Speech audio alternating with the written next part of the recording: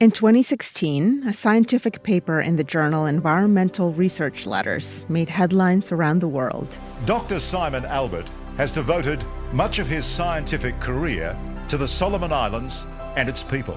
This is a really pristine part of the world. It's a privilege. Australia's 60 Minutes program followed the University of Queensland's Dr. Albert out to the Eastern Solomons. He's taking me out to what the locals call the Seaweed Islands.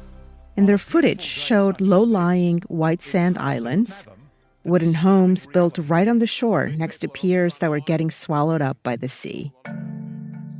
Dr. Albert's research found that 5 reef islands in this part of the Solomons had disappeared since the early 90s, and several villages in 6 other islands were severely eroded. The sea level in this part of the Solomons has been rising by around 1/3 of an inch every year since then. The findings were among the first to show that reef islands are particularly vulnerable to sea level rise, but that other factors, such as strong winds and local tectonics, can accelerate that erosion as well. The news isn't good, but what's happening in the Solomons gives us a lesson. It's given us one of the earliest glimpses into the future and what the future means for fisheries.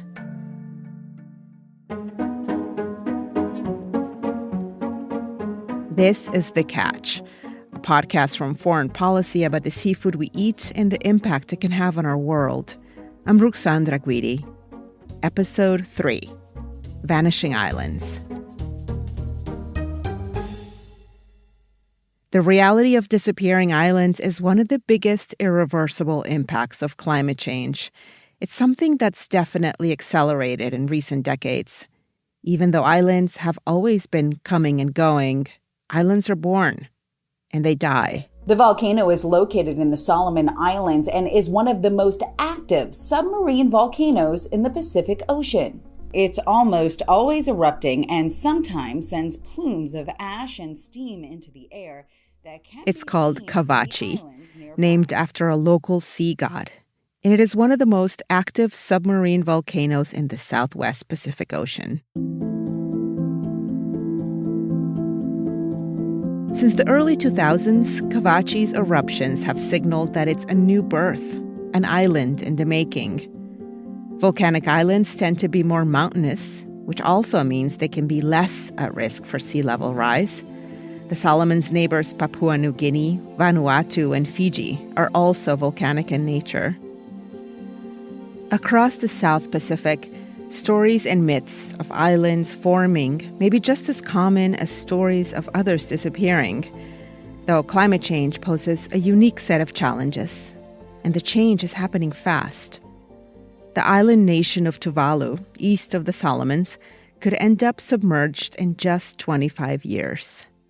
Currently, an estimated 1/3 of its population has applied for Australian climate visas to escape the crisis.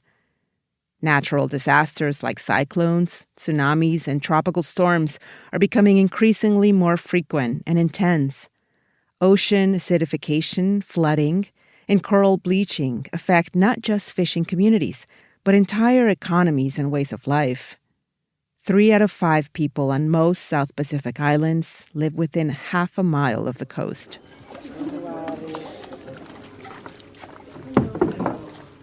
Dorothy, Rob, and I visit the Noro market one weekend morning. Remember Noro, the town just north of Munda, where Soltuna's facilities are based. Just as we had in the capital, Honiara, we find women selling fish, while the men, typically their husbands or their brothers, are a few feet away on their boats by the water. A group of women in brightly colored shirts are standing by wooden tables, shooing away flies with their makeshift swatters. So these women come from other parts and come here to sell fish here. Okay. And these most of them are also, during the 60s, we had climate refugees coming from Kiribati arranged by the colonial governments that time. Coming from where, I'm sorry? From Kiribati. Dorothy susses out that the women here are descendants of some of the first climate refugees in the world from the Phoenix Islands. a group of 8 atolls in the central Pacific that are part of the Republic of Kiribati. The Phoenix Islands were barely 16 feet above sea level and were becoming inhospitable. Because they were running out of water for severe drought. So it was agreed by the British government to bring some of them here and some to Fiji. And they negotiated with traditional landowners to give them certain plots of land around, mostly here in the west. Oh, wow. So these ladies are from that migration movement. Oh, but these ones would be third generation now. Okay. Yeah, they may be her Yeah, I'm Granny King. So she's like third what generation. year did they come? In the 60s. In the 60s? Yeah. Oh, way back. As it turns out, there's a whole community of descendants of climate refugees at this market, Junior who? Junior Mark. Junior Mark. where we also meet Junior Mark, who must be in his early 20s. And looks a bit out of it, like he just climbed out of his boat after spending many hours at sea. Oh, he mostly fishes for his family, for consumption. So you know some market, yeah? Oh, are you young boy, yeah? Oh, he's single, that's why. He's not married yet. So he's feeding his parents and siblings. So mommy, daddy, brother, sister, no, if you feed him, yeah? Dorothy speaks with Junior in Gilibertese, the language spoken in Kiribati. Gizo. Oh, you feel originally from Gizo, yeah? Okay. You're originally from Gizo. Then you feel move come Stelo, yeah? Who now? From Gilbert? Mambro. Mambley. His mother's Gilbertese. There's a lot of intermarriage now. And in the 60s. My stepmother was one of those who came in as an 18-year-old, as a Gilbertese immigrant. Because mommy Blomingham from Wagina too, yeah? Oh, yeah? Yeah, I'm speaking Gilbertese now. Yeah, I've switched. We find out that Dorothy learned Gilibertese from her own stepmother, who had also been a part of that climate-fueled migration wave in the 60s. Junior is an artisanal fisher. He tells us he typically catches bonito, a medium-sized oily fish that's often confused with tuna, because it has a similar texture and is often canned. Bonito is caught with a pole. Is it harder to catch now than it used to be? How not look play this time? Last time for fishing, fish am easy. Then before or this time not easy or before not easy? Same. I'm still alright. The stocks are still okay. He says it's still the same. How they catch fish, they haven't seen the difference. If I not look him that fish am hard, yeah? Yeah. But bonito has a season, no? There's times. Time blame to you, man. Same, no, man. Yeah, because look at the floater, eh? Yeah, to him there's no season to that. Oh, really? They just go every day if they want to. And That's great. Yeah. I think it's Essentially, Junior is telling us there's enough fish in the sea for everyone. This isn't something we've heard elsewhere in the catch, because overfishing is a common problem affecting fish populations around the world, and governments often have to manage them, whether it is by establishing seasons and quotas, closing fishing areas off, restricting gears. But they also have to enforce these rules to allow different species to grow into adulthood and reproduce before fishers can get to them. We heard about the need to enforce more sustainable fishing practices in Peru, Mexico, and Norway, all of them places we visited over the last few years while making our podcast. But what's remarkable in the Solomons is that the country seems to have taken action before their stocks collapse, as if they saw overfishing could be a big problem and took action before the fishery hit rock bottom.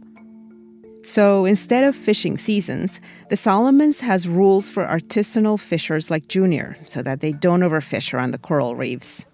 They direct people to catch around these floaters, like buoys, that are placed along the coasts to mark designated fishing locations.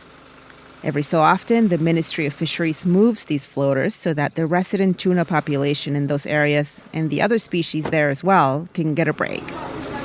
There's no need for the government to have seasons because there's enough of a stock.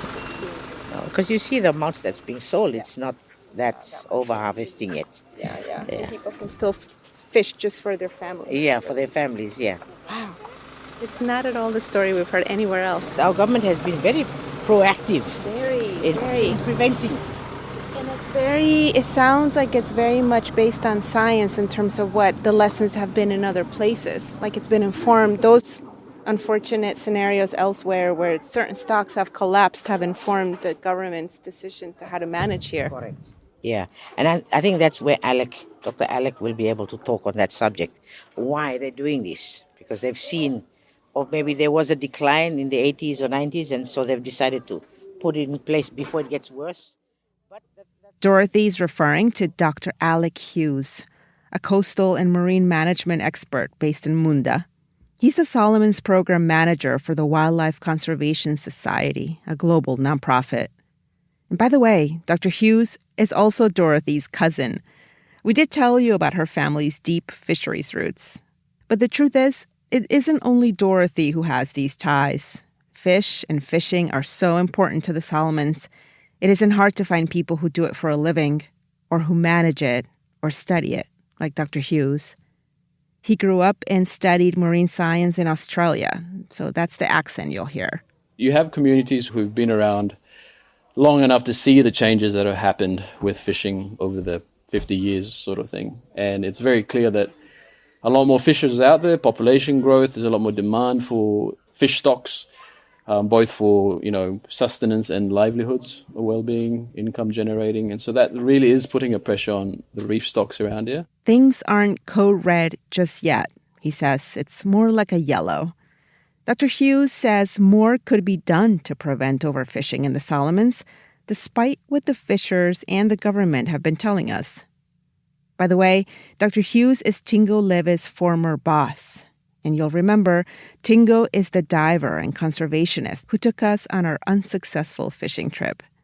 Both of them agree. Human population growth is having an impact on these coastlines, as it is everywhere. So are warmer water temperatures, which are bleaching the corals and driving tuna out to the high seas. All this makes it all the more urgent to adopt better fishing practices based on credible data. Understandably, the Ministry of Fisheries, their view is we are here to enable sustainable use of our resources, but that sustainability side is something that we worry about. It's not really done properly. And because of the lack of resources, Solomon Islands being in this archipelagic state with the geography, you've got islands everywhere. It's hard for the government to actively, efficiently patrol and monitor what's going on. So it is difficult for the government to monitor what's happening across hundreds of islands. And instead of managing fishing practices, the government is easing regulations along the reefs, letting people catch fish around the time when they reproduce. And these include species like groupers, snappers, and parrotfish, among others. And that's really a bad time to be harvesting fish in large numbers because they're there to breed, they're spawning. But that's also when it's really easy to harvest them because you've got these groupers and snappers that are generally, when you encounter them, they're only in numbers of maybe 1 to 2 to 3, but nowhere near the numbers that you get in an aggregation, quite densely congregated or aggregated. Wow, so it's the very opposite of a temporary ban. They're inviting? Yeah, that's the worrying thing about it. Without a lot of groundwork, baseline sort of study going into it that would enable us to then ensure that we're not doing anything that's going to be harmful in terms of the sustainability of the stocks. That's an issue that we have to deal with in the Solomons and in the other Pacific Island countries as well. So in your conservation work, what's your north? You will forever have these competing challenges, right? What's the mandate in regards to how resources are managed here, which is very different from other parts of the world? It's still, I think a lot of people would look at this and think it's a model. Right. Yeah. I think it's giving communities, when we're talking about artisanal fisheries, giving communities the know-how to be able to better manage their resources should they choose to. Traditional fishing practices are generally respected in the Solomons, but conservationists like Tingo Leve and Dr. Alec Hughes know these practices must be improved to prevent overfishing. There are a growing number of communities on these islands that want to manage their fish stocks, but they don't have much support from the national government. In 2015, the Solomons passed a landmark Fisheries Management Act. What Dr. Hughes would like to see is for conservation efforts to keep starting from the ground up and then to get the blessing of the national government. But the idea is then hopefully this could then, with that legal recognition from government, that there would be some support, long-term support that comes from government with that. But also being able to then police those closures or those management areas, so that a common issue has been with communities that come up with the management areas and management plans and management actions. If the community is sort of like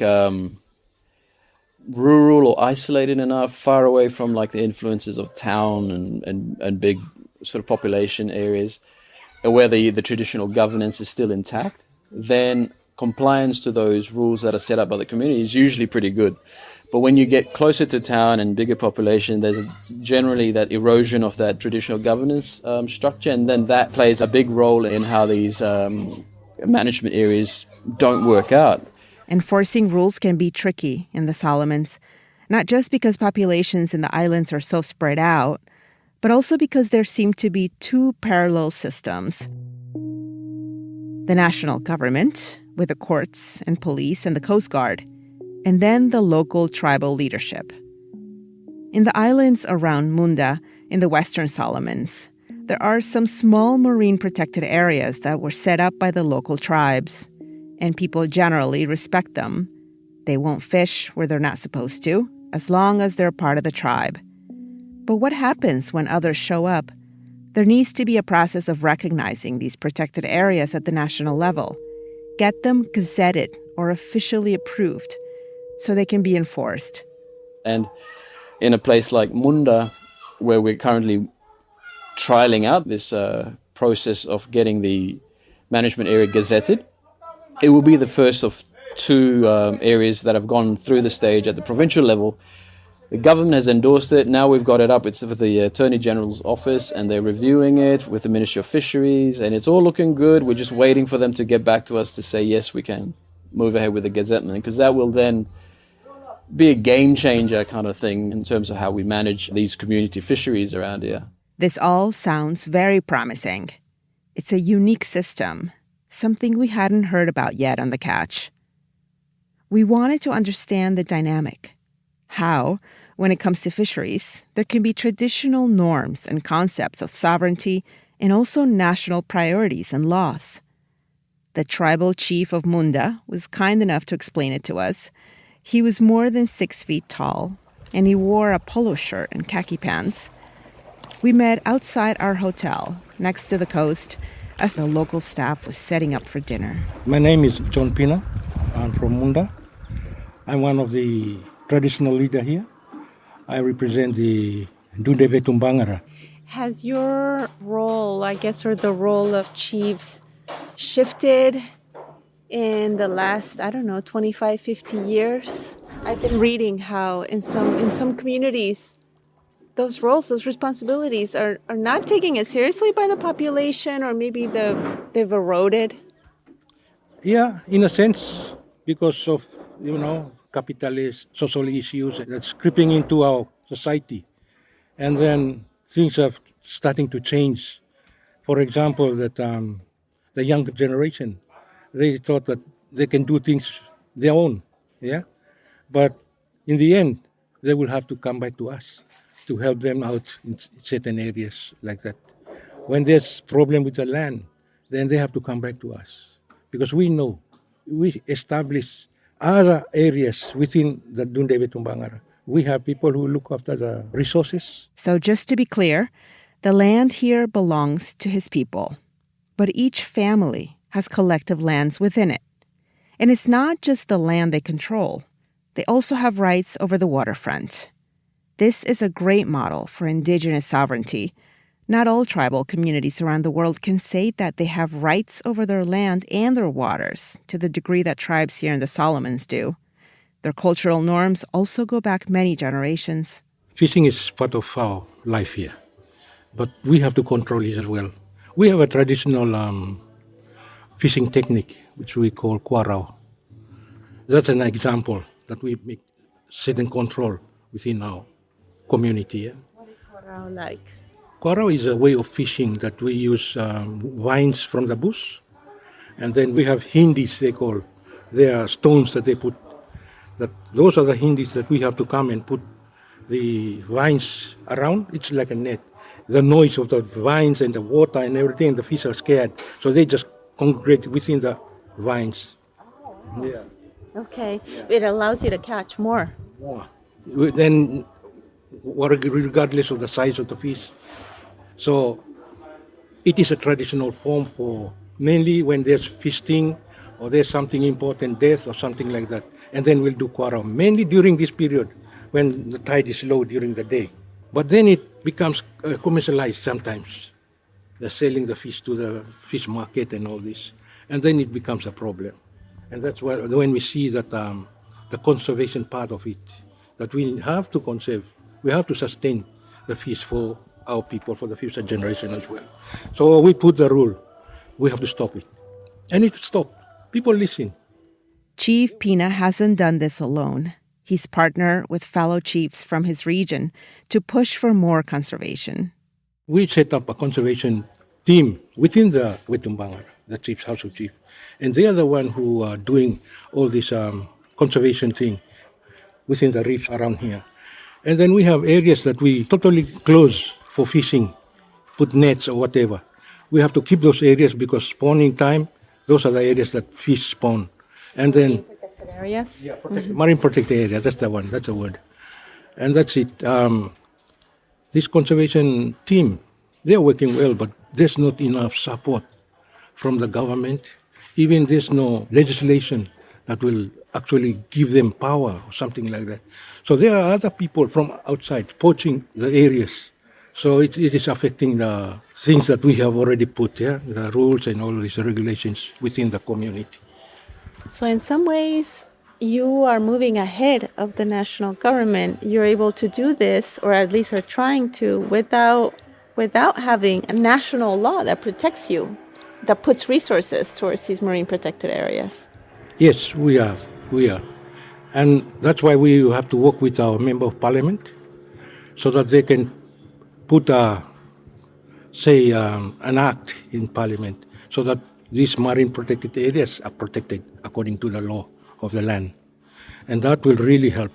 Like Dr. Hughes, Chief Pina is eagerly awaiting the designation that will formalize marine protected areas at the local, national, regional, and international levels.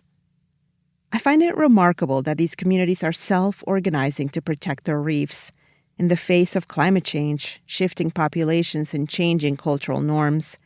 And they're doing this based on traditional ways of life and collective forms of government. This doesn't mean it's any easier for Chief Pina, though. After all, he is the face of this community and the one who's called on to address any local issues. You'd rather be fishing. Yeah.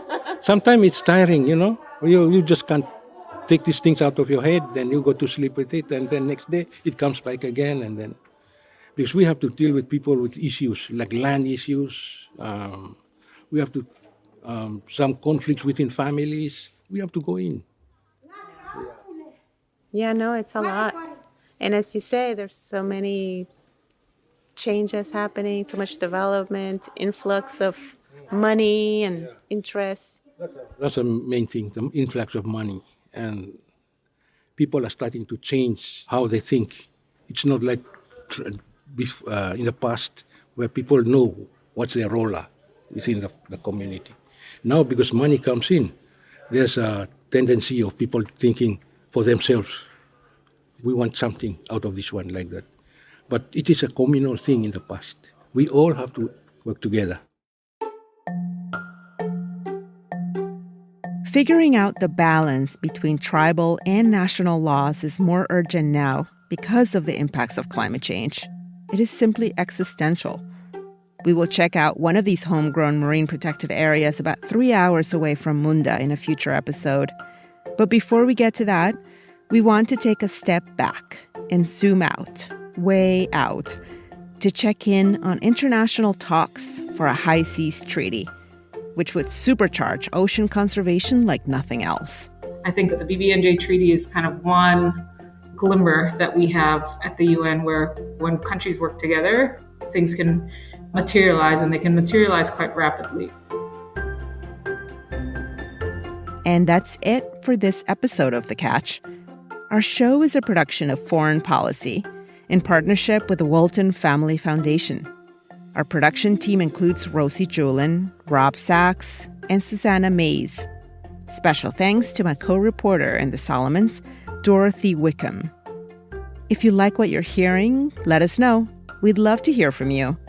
Email us at podcasts@foreignpolicy.com to share what The Catch means to you.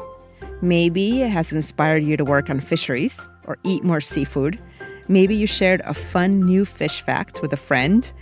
Tell us at podcasts, that's plural, @foreignpolicy.com. Thanks for listening. I'm Ruxandra Guidi, and I'll see you next week.